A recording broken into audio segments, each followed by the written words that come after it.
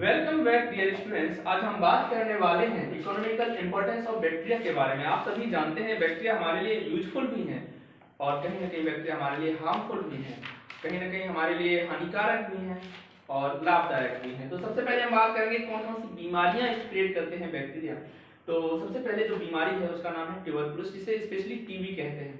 आपने देखा होगा जब भी आप किसी भी हॉस्पिटल या मेडिकल कॉलेज में होते हैं तो टीबी के पेशेंट को बड़ी ही गलत तरीके से ट्रीट किया जाता है। उनके साथ लोग अक्सर खाना वगैरह खाना पसंद नहीं करते, उनके हैंडशेक करना पसंद नहीं करते, क्योंकि ये बैक्टीरिया से फैलने वाली बीमारी है। इसको फैलाने वाला जो बैक्टीरिया है उसको कहते हैं माइकोबैक्टीरियम।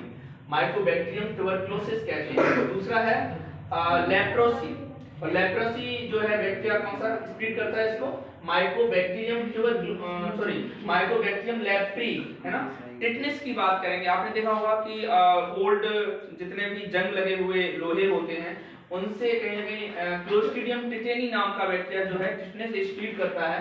टाइफाइड अक्सर आप देखते हैं कि जब भी वायरल होता है और लोगों में बड़ी तेजी से बड़ी संख्या में टाइफाइड जो है देखने को मिलता है। अच्छा, मैंने एक चीज और देखी है कि टाइफाइड के केस में कुछ परसेंटेज का आपने देखा होगा, जैसे 20%, 60% टाइफाइड या फिर 80%। आई थिंक कंसंट्रेशन की बात की जाती है कि एक पार्टिकुलर टिश्यू में कितना कंसंट्रेशन इन बैक्टीरिया का है। क्यों आते सही कह रहा हूं ना? तो फिर क्या होता है 60%, 80% और 100%, जिसमें 20% है दैट यू आर कॉज। अगर 20% है टाइफाइड के बैक्टीरिया आपकी बॉडी में पाए जाते हैं, इसका मतलब टाइफाइड पॉजिटिव है। टाइफाइड नेगेटिव कब माना जाता है, जब 20 से भी नीचे उनकी संख्या मानी जाती है। ठीक है, चलो प्यारे विद्यार्थी, अब हम बात करने वाले हैं कोलेरा के बारे में। तो ये फैलाता है विब्रियो कोलाई, विब्रियो कोलेरी, है ना।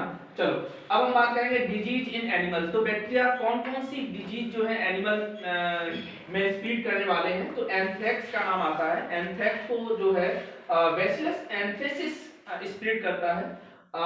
ब्लैक लैग आपने देखा होगा। क्लॉस्ट्रिडियम कोवोई जो है यहाँ पर ब्लैक लैग जो है प्यारे विद्यार्थी यहाँ पर स्प्रेड करता है। अब हम बात करेंगे डिजीज इन प्लांट के बारे में। तो सिट्रस कैंकर, सिट्रस कैंकर जो है प्लांट्स में जेंथ्रोमोनास सिट्री फैलाता है। Crown gall in many plants, तो उनकी पत्तियों में क्राउन गॉल देखने को मिलता है। तो एग्रोबैक्टीरियम ट्यूमिफेंसियंस जो है यहाँ पे देखने को मिल जाता है। अब हम बात करेंगे black leg and soft rot of potato, यानी कि पोटैटो में जो है रोटिंग देखने को मिलती है। तो ये किस बैक्टीरिया के द्वारा है, इर्विनिया कैरोटोबोरा, है ना। चलो प्यारे विद्यार्थी, अब हम बात करेंगे आपसे नोट, यहाँ पे नोट भी दिया हुआ है, तो ये बाद में बात करेंगे।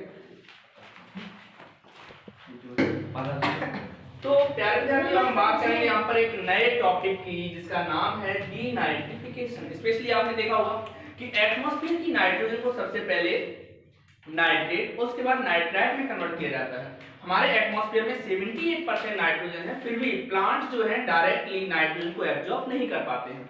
इसका एक मेन रीजन ये है कि प्लांट जो है कहीं ना कहीं नाइट्रेट और नाइट्राइट को ही एब्जॉर्ब कर सकते हैं। प्लांट्स को हम नाइट्रेट और नाइट्राइट यूरिया के द्वारा देते हैं, और यूरिया का जो फॉर्मूला है वो है NH2CONH2, यानी कि यहाँ पर NH2 एमाइड ग्रुप है और कहीं ना कहीं यहाँ से नाइट्रेट और नाइट्राइट आसानी से ये चेंज हो जाता है और प्लांट इसको एब्जॉर्ब कर लेता है। डियर स्टूडेंट्स, तो अब यहाँ पर डी लगा है, इसका मतलब है जस्ट इसका विपरीत, डीनाइट्रिफिकेशन। यहाँ पर उल्टा होगा, यहाँ सबसे पहले कन्वर्ट नाइट्रेट, नाइट्रेट किसमें कन्वर्ट हो जाएगा, नाइट्राइट में, और नाइट्राइट फिर फर्दर एटमॉस्फेयर की नाइट्रोजन में कन्वर्ट हो जाएगा एंड देन नाइट्रोजन। ठीक है, तो उल्टा हुआ है यहाँ पे, यहाँ नाइट्रेट नाइट्राइट में कन्वर्ट हुआ है और नाइट्राइट जो है एटमॉस्फेरिक नाइट्रोजन में कन्वर्ट हुआ है। यहाँ उल्टा प्रोसेस चला है और इसके लिए जो रिस्पांसिबल बैक्टीरिया है वो है थियोबैसिलस डीनाइट्रिफिकेंस, स्यूडोमोनास डीनाइट्रिफिकेंस। तो ये दोनों ही बैक्टीरिया जो हैं ये रिड्यूस कर देते हैं सॉइल की फर्टिलिटी को। आपको पता है जब नाइट्रेट और नाइट्राइट नहीं रहेंगे तो प्लांट को बहुत मुश्किल होगा नाइट्रोजन लेने में। और आपको पता है नाइट्रोजन किस तरह से हमारे लिए यूजफुल है, प्लांट के लिए यूजफुल है। जितने भी अमाइनो एसिड बनते हैं, अमाइनो एसिड के फॉर्मेशन में नाइट्रोजन बहुत ज्यादा जरूरी है। प्यारे विद्यार्थी, अब हम बात करेंगे फूड पॉइजनिंग। तो किस तरह से बैक्टीरिया फूड पॉइजनिंग के लिए रिस्पांसिबल है।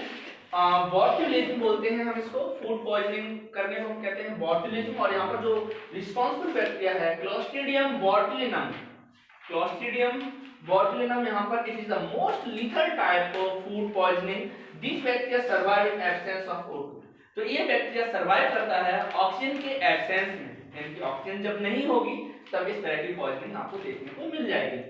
There toxins damage the parasympathetic nervous system, और ये हमारी बॉडी के जो पैरासिम्पैथेटिक नर्वस सिस्टम है उसको कहीं ना कहीं डैमेज कर देता है एंड लीड टू पैरालिसिस, और हमारी बॉडी में पैरालिसिस देखने को मिल जाता है, रिजल्टिंग इन इमीडिएट डेथ, जिससे कि पेशेंट की बहुत जल्दी से मौत हो जाती है।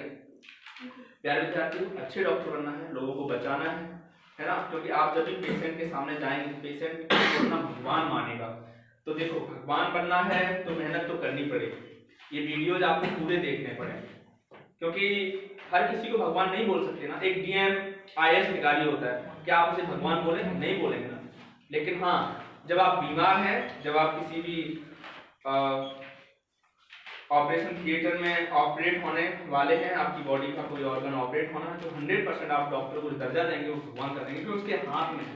अगर वो गलत जो है ऑपरेशन करेगा तो आप नहीं बचेंगे, है ना। तो कहीं ना कहीं प्लीज पूरा फोकस साइंस में रखिए, अच्छे से मेहनत करिए, ऐसे डॉक्टर बनिए जो कोई काम नहीं कर पाएगा वो आप कर सकते हैं। सोचिए, पूरे वर्ल्ड में जो ऑपरेशन कोई नहीं कर सकता वो आप कर सकते हैं।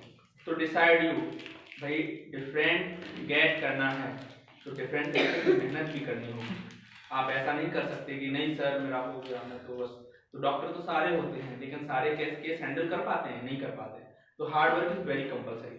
ठीक है डियर स्टूडेंट, चलो अब हम बात करते हैं वाटर पॉल्यूशन के बारे में। तो वाटर में पॉल्यूशन आपने स्पेशली देखा होगा। तो this bacteria spoil the water, water भी स्पॉइल हो जाता है ना। कौन से रिस्पांसिबल हैं इसके लिए? विब्रियो कॉलेरी, साल्मोनेला टाइफी, ये कहीं ना कहीं वाटर को पॉल्यूटेड करते हैं। आपने अक्सर देखा होगा कि जब आप गोलगप्पे खाने जाते हैं तो गोलगप्पे खाते समय आप उसका पानी भी पी लेते हैं, और वो पानी जो है ठंडा होता है और उसमें बड़ी जल्दी से ये बैक्टीरिया ग्रो कर जाते हैं, स्पेशली साल्मोनेला टाइफी। और आप घर पे आते हैं, 2 दिन बड़ा अच्छा लगता है, तीसरे दिन आपको सबसे पहले खांसी जुकाम और ये सब शुरू हो जाता है। इसका मतलब है कि आप जो है गोलगप्पे वगैरह पड़ा है कि अच्छे से देख के खाइएगा, साफ सुथरा होना चाहिए। ऐसा नहीं होना चाहिए वो नाक वहीं से निकाल रहा है, पास में उसने अपना हाथ अंदर डाल रखा है ना, और खुजिया के और वही हाथों से गोलगप्पे आपको खिला। ये सारी बातें आपको ध्यान में रखनी है, ठीक है। चलो प्यारे विद्यार्थी, तो गोलगप्पे खाते समय उस भाई का हाथ में देख लें ग्लव्स है कि नहीं है, ठीक है। चलो मेरे प्यारे विद्यार्थी, अब हम बात करेंगे बायोलॉजिकल वेपन्स। बिल्कुल, हम जो है बायोलॉजिकल वेपन के रूप में भी बैक्टीरिया का प्रयोग कर सकते हैं। आपको पता है जब युद्ध की स्थिति, अगर इंडिया की हम बात करें तो इंडिया में अगर युद्ध की स्थिति होगी तो स्पेशली आपको पता है कि जो डैम है वो भी कहीं ना कहीं एक तरह से वेपन का यूज कर सकते हैं। चाइना वगैरह कंट्री है, वो एक साथ क्या कर सकती है, सारे डैम को पानी को रोक सकती हैं, उसके बाद एक साथ सारा डैम का पानी खोल देंगे। तो आप बताओ, आपके पूरा यूपी बह जाएगा, पूरा का पूरा आपका बिहार बह जाएगा। उसके साथ ही वो क्या कर सकते हैं, वो एंथ्रेक्स बैक्टीरिया को स्प्रेड करवा सकते हैं आपकी पानी की टंकियों में, इस तरह से। तो एक बायोलॉजिकल वेपन के रूप में एंथ्रेक्स का प्रयोग हुआ। कुछ दिन पहले ऐसा कयास लगाए जा रहे थे कि कोरोना भी एक बायोलॉजिकल वेपन जो कि चाइना ने स्प्रेड किया ऑल ओवर वर्ल्ड में, है ना। तो ऐसे कयास लगाए जा रहे थे, हालांकि चाइना को ही सबसे ज्यादा नुकसान देखने को मिला। तो बॉटुलिज्म, कॉलेरा कॉजिंग बैक्टीरिया, ठीक है। अब हम बात करेंगे यूजफुल किस तरह से है बैक्टीरिया। भाई हमारी जिंदगी में बैक्टीरिया घुसा पड़ा है अंदर तक, है ना। आपको पता है ना कहां घुसा पड़ा है बैक्टीरिया, चलो देखते हैं। सबसे पहले हम बात करेंगे अमोनिफिकेशन के बारे में। अमोनीकरण क्या होता है? तो कन्वर्ट प्रोटीन इनटू अमोनिया, यानी कि प्रोटीन का अमोनिया में बदल जाना, प्रोटीन का अमोनिया में बदल जाना, है ना, प्रोटीन का अमोनिया में बदल जाना। बैसिलस बल्गेरिस कौन सा बैक्टीरिया है जो ऐसा करता है, प्रोटीन को अमोनिया में बदलता है? इसका नाम है बैसिलस बल्गेरिस। नाइट्रिफिकेशन क्या होता है? Convert ammonia into nitrate and later nitrite and later nitrate। तो प्यारे विद्यार्थी, प्यारे विद्यार्थी हम बात करने वाले हैं आपसे यूजफुल बैक्टीरिया किस तरह के होते हैं, कौन कौन से प्रोसेस होते हैं, बैक्टीरिया किस तरह से हमारे लिए यूजफुल है। तो सबसे पहले हमने आपको बताया अमोनिफिकेशन, इसमें क्या होता है, इसमें प्रोटीन से जो है अमोनिया बनता है और कहीं ना कहीं कौन सा बैक्टीरिया रिस्पांसिबल है इसके लिए, बैसिलस वल्गैरिस। बैसिलस वल्गैरिस क्या करता है, प्रोटीन से अमोनिया में चेंज कर देता है। वहीं पर नाइट्रिफिकेशन क्या होता है, यहाँ पर अमोनिया कन्वर्ट हो जाता है पहले नाइट्रेट में, उसके बाद पहले नाइट्राइट में, उसके बाद नाइट्रेट में, ठीक है। यहाँ पे दिया भी गया है अमोनिया नाइट्रोसोमोनास जो बैक्टीरिया है इसको सबसे पहले नाइट्राइट में कन्वर्ट करता है, नाइट्राइट बाद में नाइट्रेट में कन्वर्ट हो जाता है और नाइट्राइट से नाइट्रेट में कन्वर्ट करने वाला जो रिस्पांसिबल बैक्टीरिया है उसका नाम है नाइट्रोबैक्टर, ठीक है।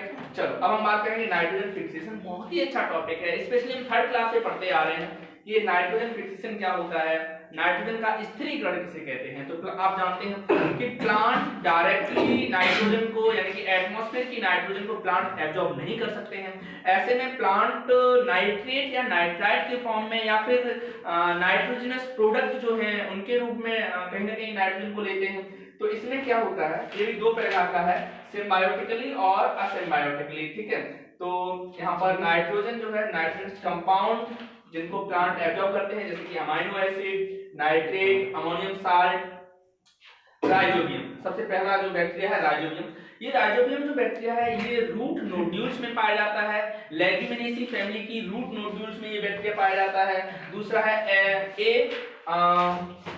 ये जो राइजोबियम ये स्टेम नोड्यूल में पाया जाता है, स्टेम में जो नोड्यूल्स होते हैं वहां पे बैक्टीरिया रहता है और सीसबेनिया प्लांट्स में स्पेशली ये देखा जाता है।